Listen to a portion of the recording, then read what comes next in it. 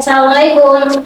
Hai teman-teman, selamat datang di studio Multinight. Share with me your best experience now.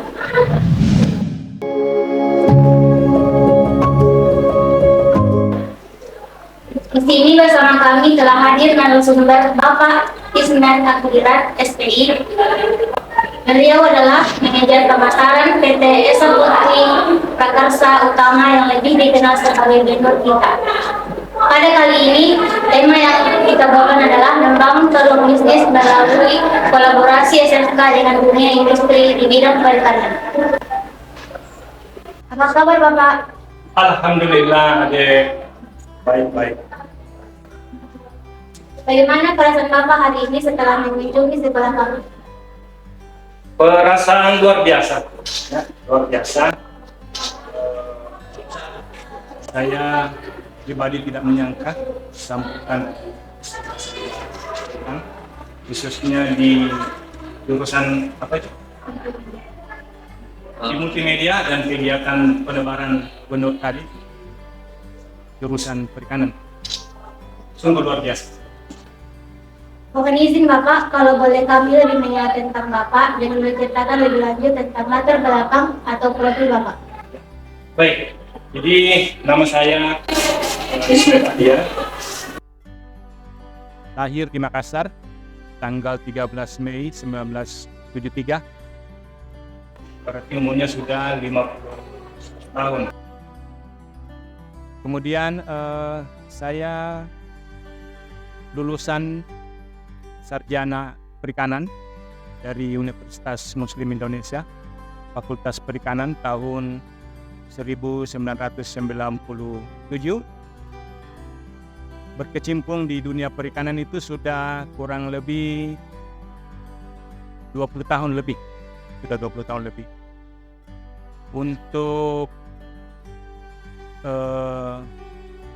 di PT Esa Putri Prakarsa Utama atau benur kita, itu saya sudah berkecimpung di sana, bergabung di benur kita itu kurang lebih sekitar 7 tahun. Ya, jadi saya bergabung dengan PT Esa Putri Prakarsa Utama atau benur kita itu 2015. Sekarang kalau sudah 2024 kurang lebih 9 tahun ya, menjalani 9. Memang background saya banyak di dunia perikanan, khususnya di dunia budidaya udang faname dan ikan bandeng. Mungkin Bapak bisa memberikan sedikit gambaran tentang kerjasama dan rencana ke depan yang dilakukan antara perusahaan Bapak dengan SMK sekarang. Silakan Bapak. Kalau kita bicara kerjasama, saya kira Esa Putri welcome ya, terbuka untuk semua sekolah, khususnya sekolah SMK perikanan yang bergerak di perikanan. Saya kira kita terbuka untuk bekerja sama dalam hal transfer ilmu, ya ilmu perikanan. Karena kami background di perusahaan kami adalah pembenihan udang, ya pembenihan udang faname dan ikan bandeng, maka kami siap untuk transfer ilmu kepada sekolah-sekolah, kepada adik-adik yang ada di SMK. Selain itu, kerjasama-kerjasama lain bisa kita kembangkan lagi seperti yang kita lakukan hari ini. Ini salah satu CSR kami di perusahaan kami sebagai social responsibility dengan dunia perikanan. Bagaimana Esa Putri itu bisa berkontribusi ya dengan dunia pendidikan khususnya SMK. Dan hari ini kita melakukan penebaran benur bantuan dari Esa Putri ke SMK 9 Pindrang. Pernahkah Bapak mengalami tantangan besar yang dihadapi, khususnya sebagai manajer pemasaran? Kalau kita bicara dunia ruang lingkup daripada pemasaran, hambatannya itu banyak.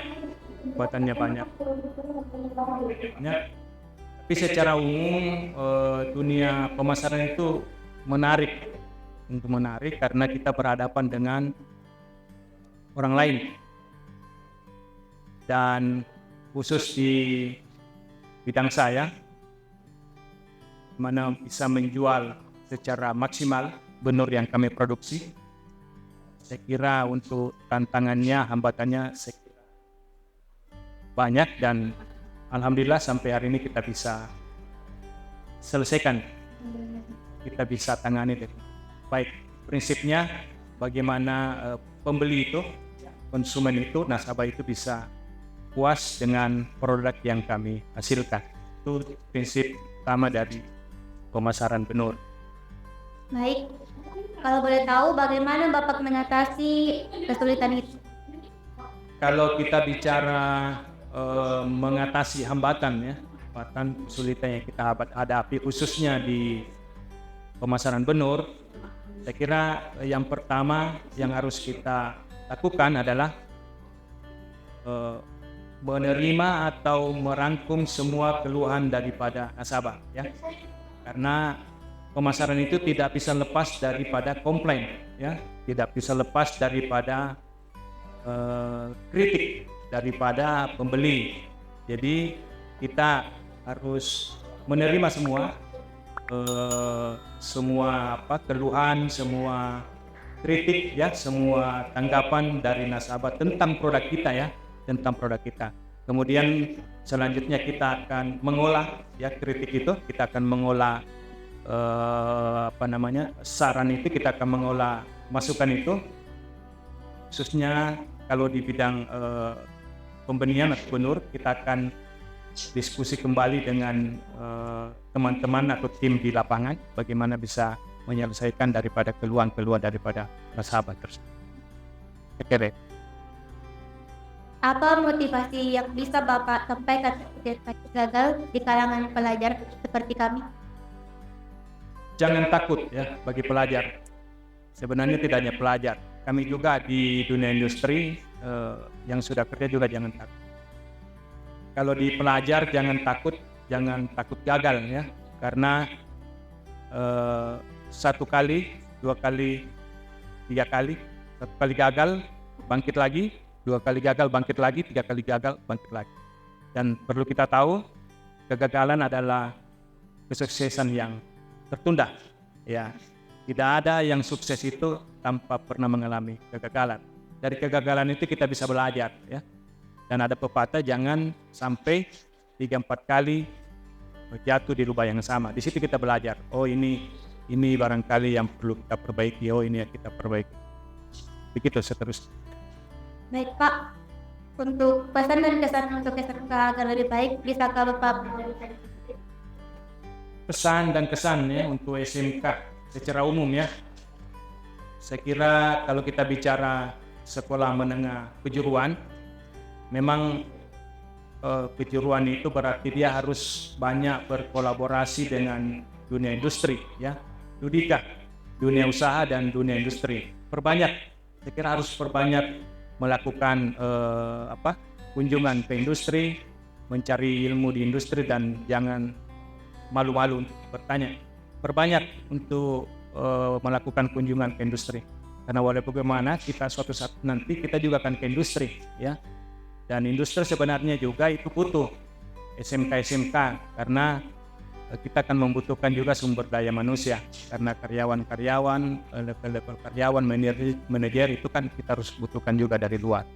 Dan kalau di SMK bisa memberikan dampak positif, barangkali kita akan merekrut lebih banyak dan lebih baik lagi di SMK. Baik, itulah tadi podcast kami bersama Bapak. Terima kasih Bapak waktunya hari ini. Sama-sama. Sekian podcast acara hari ini. Sampai jumpa di podcast selanjutnya. Assalamualaikum, dadah teman-teman. Waalaikumsalam warahmatullahi wabarakatuh.